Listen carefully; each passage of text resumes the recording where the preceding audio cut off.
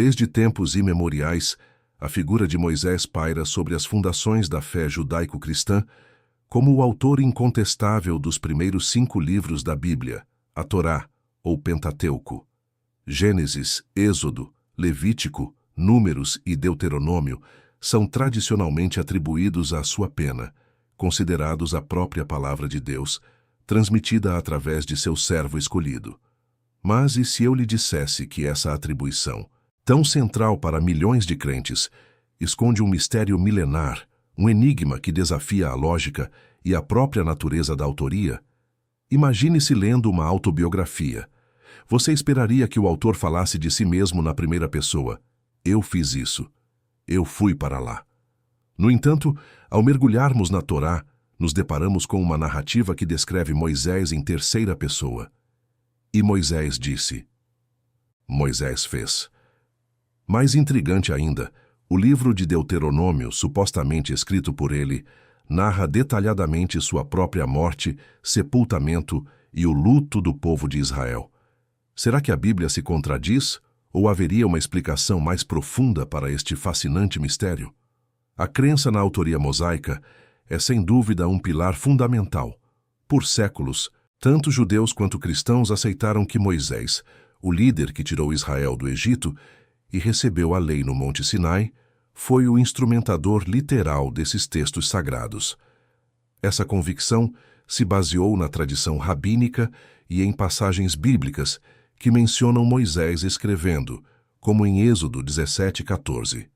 Escreve isto para a memória num livro. A Torá é a base da lei e da identidade de um povo, e a autoridade de Moisés a ela ligada confere-lhe um peso inestimável. No entanto, as primeiras sementes de dúvida não são um fenômeno moderno.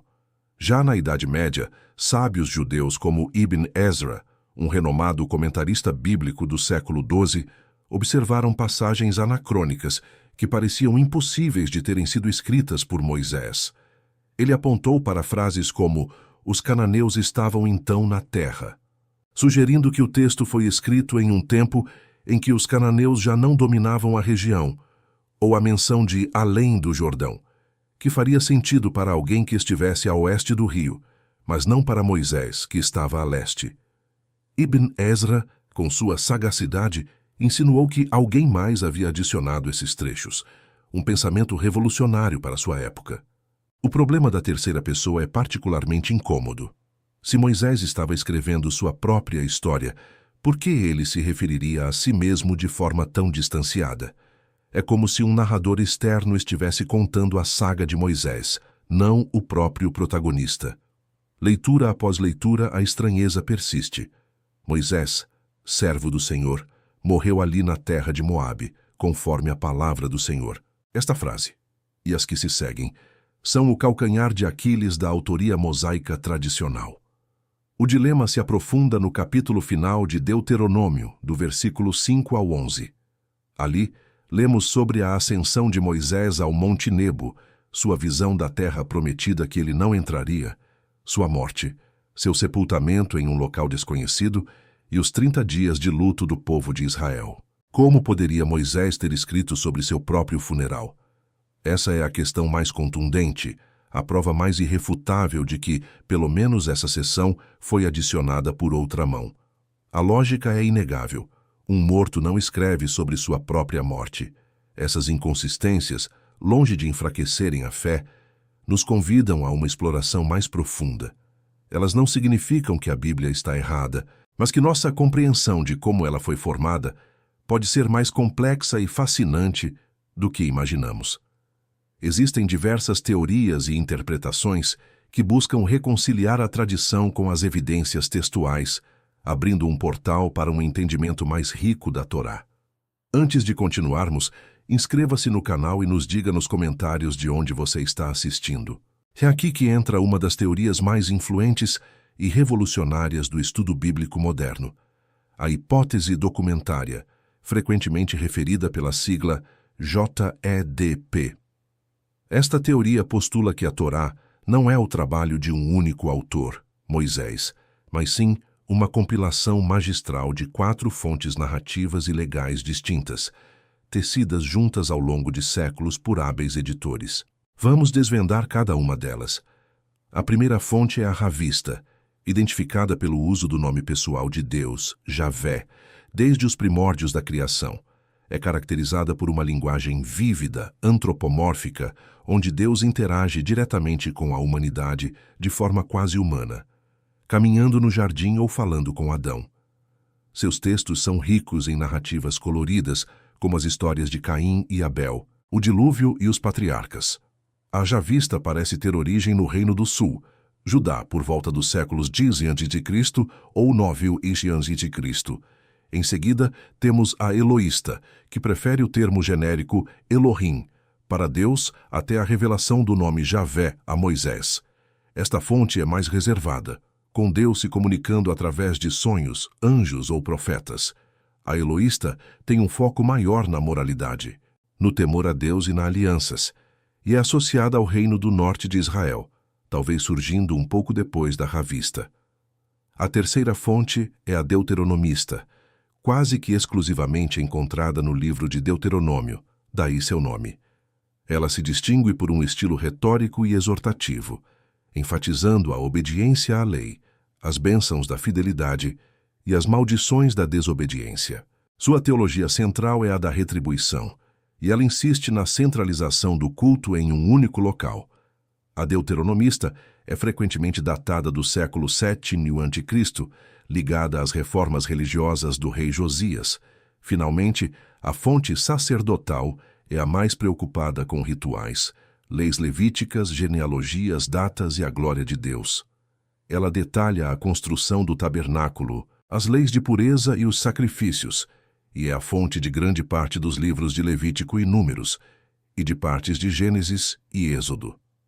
A sacerdotal é geralmente considerada a mais recente das quatro, datando do período pós-exílio babilônico por volta do século V a.C., refletindo a necessidade de reestruturação da comunidade judaica.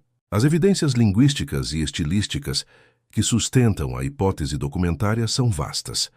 Ao analisar o texto hebraico original, estudiosos notaram variações consistentes no vocabulário, na gramática e nas expressões idiomáticas que se alinham com as características de cada suposta fonte. Por exemplo, a forma como Deus é referido, a terminologia para pactos e até mesmo a preferência por certas palavras para montanha ou aliança diferem significativamente entre os segmentos atribuídos a J, E, D e P. Além disso, há as evidências de repetições e aparentes contradições. Um dos exemplos mais claros é a história da criação em Gênesis.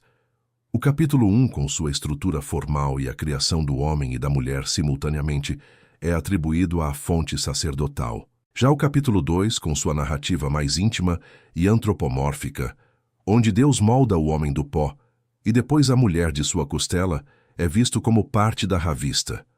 Se o Pentateuco fosse obra de um único autor, esperaríamos uma narrativa mais coesa, sem essas duplicações que, à luz da GDP, se tornam compreensíveis como a junção de diferentes tradições. Da mesma forma, as leis de pureza e sacrifícios em Êxodo, Levítico e Números, embora abordando temas semelhantes, apresentam nuances e ênfases distintas que podem ser explicadas pela origem em diferentes fontes. A questão da datação e contexto histórico é crucial. A formação do Pentateuco não foi um evento único, mas um processo gradual, refletindo o desenvolvimento da história, da teologia e das instituições de Israel ao longo de séculos. Cada fonte surgiu em um período específico, respondendo a diferentes necessidades e visões teológicas de sua época. A Ravista e a Eloísta podem ter preservado tradições orais mais antigas, enquanto a Deuteronomista e a sacerdotal refletem preocupações de épocas posteriores, como a reforma religiosa e a reconstrução pós-exílica. O papel dos escribas e editores é fundamental nessa teoria. Eles não eram meros copistas, mas teólogos e compiladores, que, movidos por uma profunda fé e respeito pelas tradições de seu povo, reuniram, organizaram e harmonizaram essas diversas fontes em um texto coeso. A autoria mosaica, nesse contexto, passaria a ter um significado diferente. não a escrita literal de cada palavra, mas a autoridade, a inspiração e o espírito da lei que Moisés representa. Ele é a figura central, o legislador, o profeta por excelência, e a Torá, mesmo que compilada por outros, carrega sua assinatura espiritual. É a ideia de que Moisés é o autor, no sentido de ser a fonte da revelação, o arquiteto da lei, mas a execução textual foi um trabalho coletivo e gradual. Existem outras perspectivas. Claro, alguns estudiosos propõem que Moisés escreveu um núcleo original, que foi expandido e atualizado por gerações posteriores. Outros falam de uma autoria corporativa ou colegiada, onde a Torá é vista como a obra de uma escola de escribas e profetas ao longo do tempo. No entanto, a hipótese documentária não é isenta de desafios e críticas. Há quem argumente que ela fragmenta demais o texto, perdendo a visão de conjunto.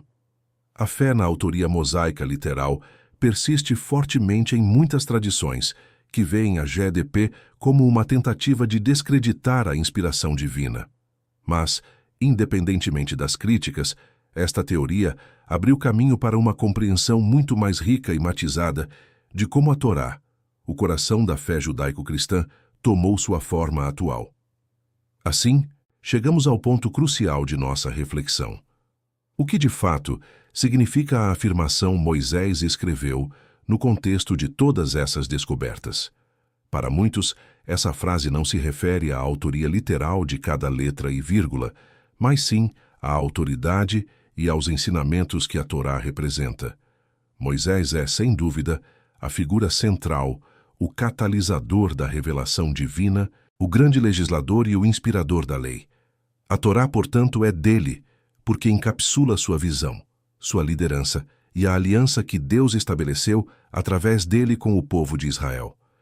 É um conceito semelhante a quando falamos das leis de Platão ou dos princípios de Sócrates. Não significa necessariamente que eles transcreveram cada palavra, mas que suas ideias e filosofias são a essência da obra.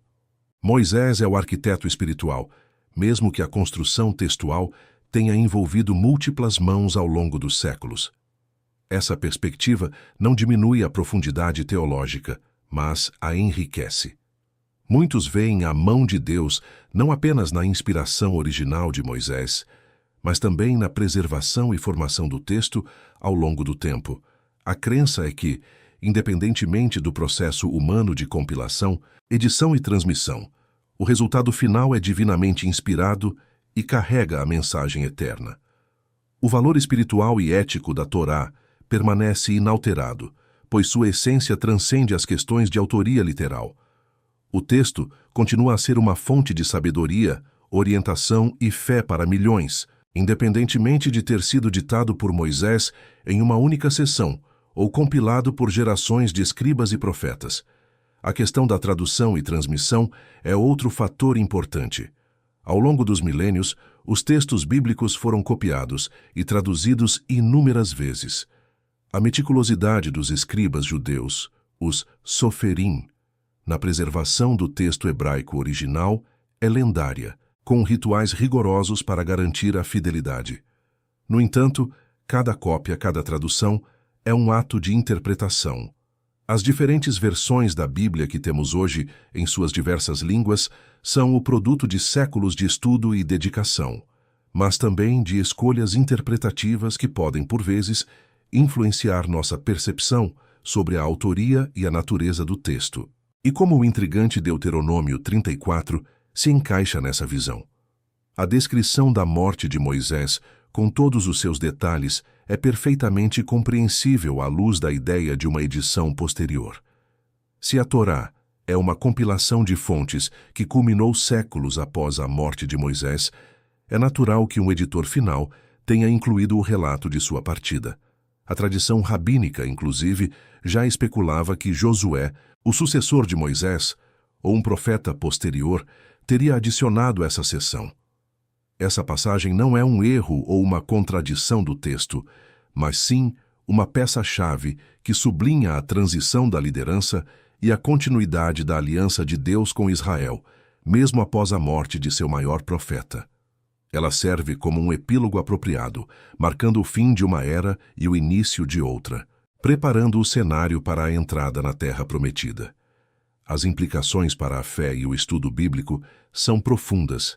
Para muitos, a compreensão de que a Torá é um texto complexo, fruto de um processo orgânico de formação, longe de diminuir seu valor, o enriquece. Abre-se a porta para uma leitura mais rica, contextualizada e profunda das Escrituras. Permite-nos apreciar a inteligência e a fé dos antigos escribas e editores que, sob inspiração divina, deram forma a esses textos sagrados. O estudo crítico e a pesquisa histórica não precisam ser inimigos da fé. Pelo contrário, podem ser instrumentos para aprofundar nossa compreensão e admiração pela Palavra de Deus. A Bíblia não é um livro monolítico, mas uma biblioteca divina, e entender como ela foi montada nos ajuda a captar a riqueza de suas vozes e tradições. A complexidade da autoria bíblica, portanto, não é um problema a ser resolvido, mas um testemunho da profundidade, da riqueza e da vitalidade dos textos antigos. É um convite à exploração contínua, à pesquisa e à reflexão. A Torá, em sua forma final, é um monumento à fé, à história e à revelação, cujo processo de formação é tão fascinante quanto seu conteúdo. Então, o que significa para você a autoria de um texto sagrado? E como essa compreensão molda sua leitura e sua fé hoje? A jornada para desvendar os mistérios da Torá é uma que continua a desafiar e inspirar, convidando-nos a sempre buscar um entendimento mais profundo do legado de Moisés e da palavra que nos foi entregue.